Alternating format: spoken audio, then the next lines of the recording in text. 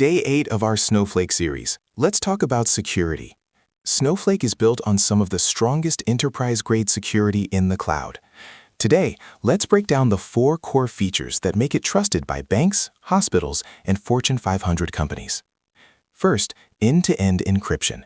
Every single byte of your data is encrypted automatically, in transit when it travels, at rest when it's stored, and even during query processing inside the engine.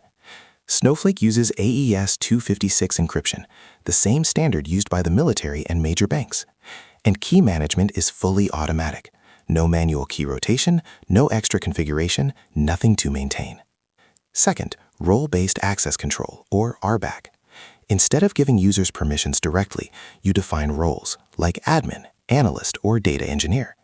You assign users to those roles, and they get exactly the access they need, nothing more, nothing less.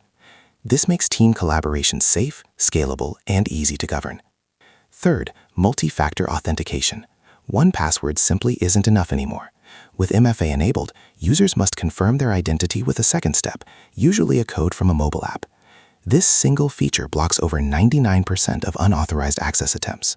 Fourth, monitoring and auditing. Snowflake automatically logs every query, every login, every permission change.